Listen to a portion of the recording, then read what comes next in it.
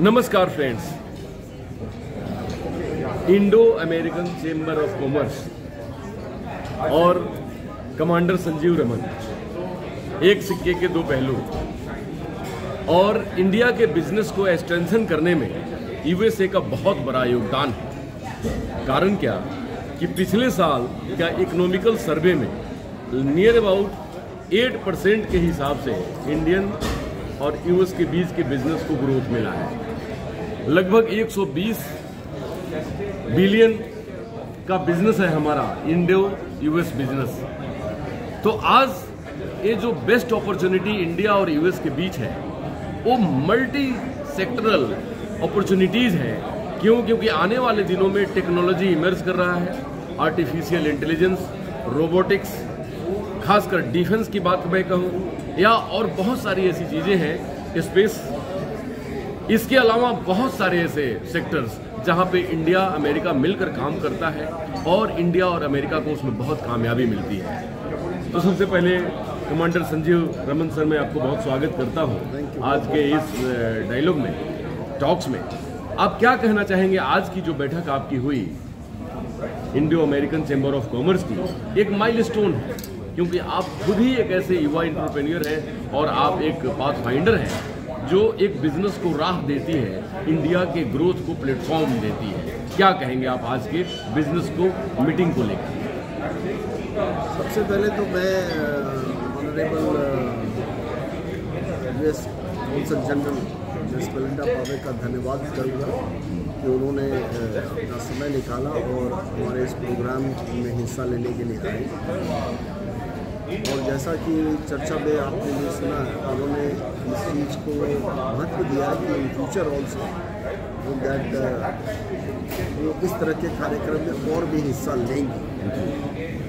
देखिए, सबसे ये ज़रूरी है कि जो सरकारी स्तर पर लोग बात करते हैं उसको ज़मीनी स्तर पे हम लोगों तक कैसे पहुंचाएं। सबसे बड़ी दिक्कत ये आती है कि लोग कहते हैं कि मैं यूएस के साथ क्या करूँगा और कैसे करूँगा।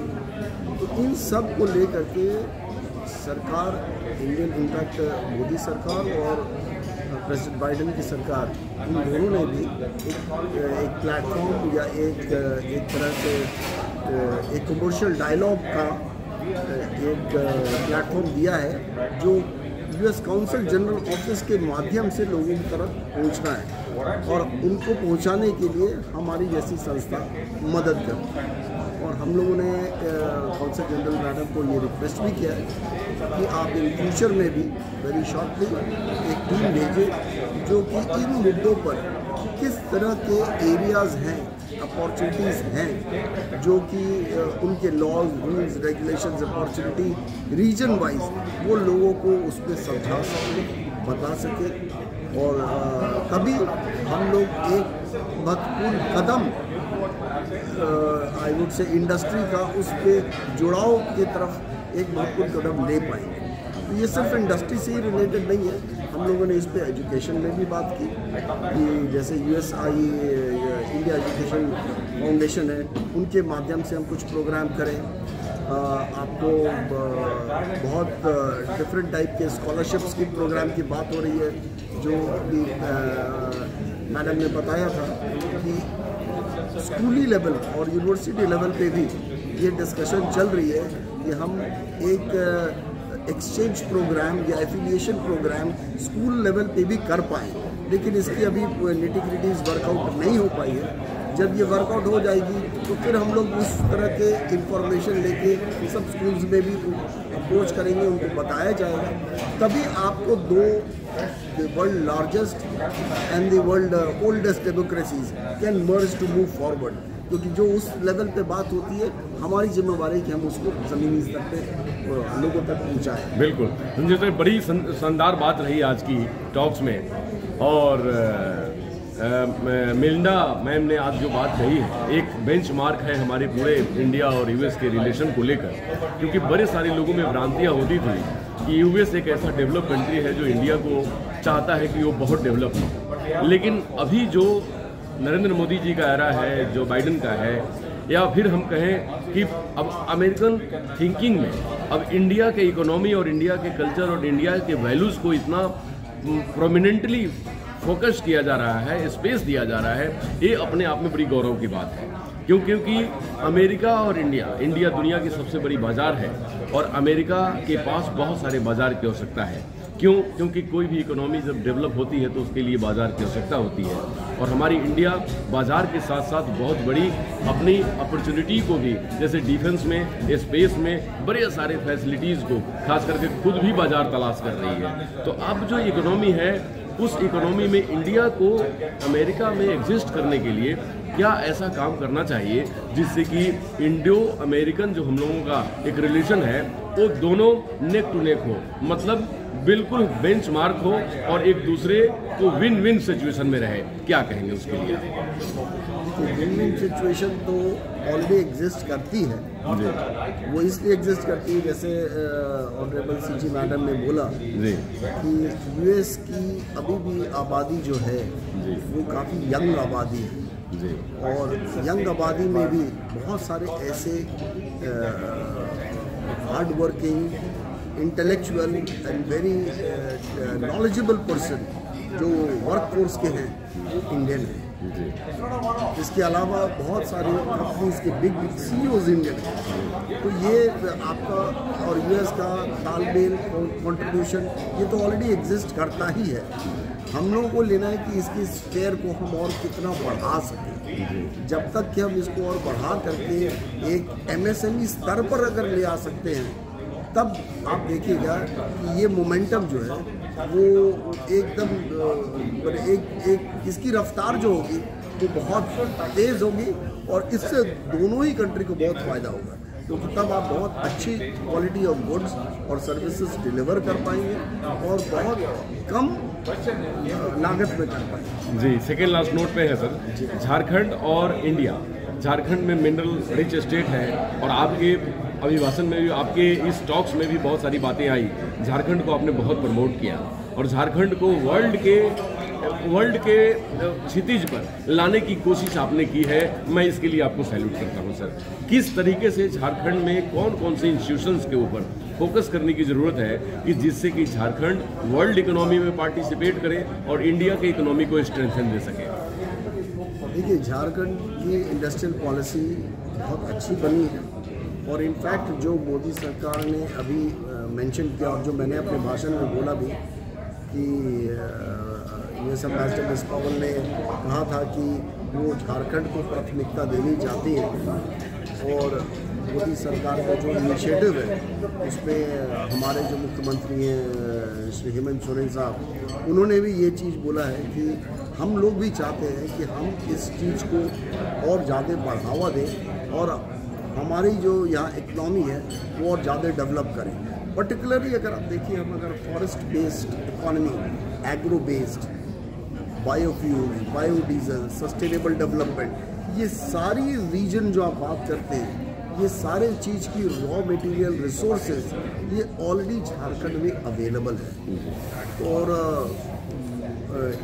मुझे बहुत उम्मीद इसलिए भी है क्योंकि मैंने इस प्रोग्राम से रिलेटेड जब भी ब्यूरोक्रेसी में भी बात की, चाहे वो डेवलपमेंट कमिश्नर साहब हो या इंडस्ट्री सेक्रेटरी साहब हो, उन्होंने बहुत प्रोत्साहन ही दिया और ये कहा है कि इन फ्यूचर भी हम इस तरह का अगर प्रोग्राम करेंगे तो उनके तरफ से और ज़्यादा पार्टिसिपेशन होगा।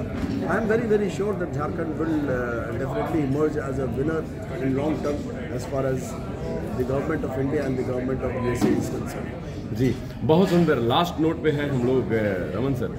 इंडिया को कहा जाता है कि 4 सेक्टर ऐसे हैं कि जो इंडिया पूरी दुनिया पे इस सेक्टर के द्वारा राज करेगी और इस सेक्टर के द्वारा पूरी दुनिया को फैसिलिटेट करेगी, अगर मैं इसको डिप्लोमेटिक वर्ड में कहूँ तो। पहला है डिफेंस, दूसरा है स्पेस, तीसरा है सर्विस सेक्टर और चौथा है एजुकेशन। ये 4 सेक्टर ऐसे हैं कि इंडिया पूरी दुनिया को एक बेस्ट पाथ दिखाएगी और पूरी दुनिया के लिए एक बेस्ट अपॉर्चुनिटी प्रोवाइड करेगी। तो इन 4 सेक्टर्स को बेहतर करने के लिए जो हम लोगों का Indo American chamber of commerce का जो आप लोगों के लीडरशिप में काम चल रहा है, क्या इन 4 सेक्टर्स को भी ध्यान दिए जा रहे हैं या उसके ऊपर कोई प्लानिंग और पॉलिसी है जो हमारे लोग जानना चाहें, हमारे दर्शकों के लिए हो कुछ? देखिए, पॉलिसी एंड प्लान्स में एक चीज़ तो जरूर उभर के आती है, वो है एजुकेशन। अभी आप रिसेंटली देखिए, सरकार ने बहुत सारे रिसेंट प्राइवेट यूनिवर्सिटीज़ को प्रमोट किया है, और जब आपको यहाँ पर विद इन झारखंड स्टेट आपको level of education right up to engineering हो, मैनेजमेंट हो, मेडिकल हो, इस तरह की फैसिलिटीज़ अवेलेबल यहाँ होगी, तो यहाँ के लड़के, यहाँ के स्टूडेंट्स बाहर कम जाएंगे। तो यहीं आपको प्राथमिकता मिलेगी काम पढ़ने की, यहाँ प्राथमिकता मिलेगी और यहीं आपको अपॉर्चुनिटी मिलेगी। ऑब्वियसली तो उनका कॉन्ट्रीब्यूशन स्टेट में ज़्यादा हो, तो ये एरिया में डेफिनेटली सरकार ने बहुत अच्छा काम किया है और कर भी रही है, और नए नए यूनिवर्सिटीज़ को उन्होंने बहुत प्रमोट किया। चाहे वो अभी आप अर्का जैन यूनिवर्सिटी है, बहुत सारी यूनिवर्सिटीज़ अभी खुली है, सोना देवी यूनिवर्सिटी खुली है। डिफेंस एक ऐसा सेक्टर है जहाँ चूँकि मैं डिफेंस से हूँ, तो इसलिए मेरा झुकाव डिफेंस सेक्टर की तरफ रहा है, और मेरे को हमेशा ये लगता है कि डिफेंस प्रोडक्शन से रिलेटेड जरूर झारखंड में इंडस्ट्री होनी चाहिए, जो कि यहाँ अभी नहीं है, बेस कम है, और फ्यूचर में डिफेंस रिलेटेड सेलिब्रेशन। तो आप क्या कहना चाहेंगे पूरे देशवासियों को, अपने इसरो की टीम को और अपनी गवर्नमेंट को? इसरो ने तो देश का नाम, हम लोगों को बहुत गर्व महसूस होता है, बट उन्होंने देश का नाम दुनिया के मैप पे एकदम अंकित कर दिया। पहला देश पूरे संसार में, ये यूएस भी नहीं कर पाया, पहला देश पूरे संसार में जो कि साउथ पोल पे लैंडिंग की।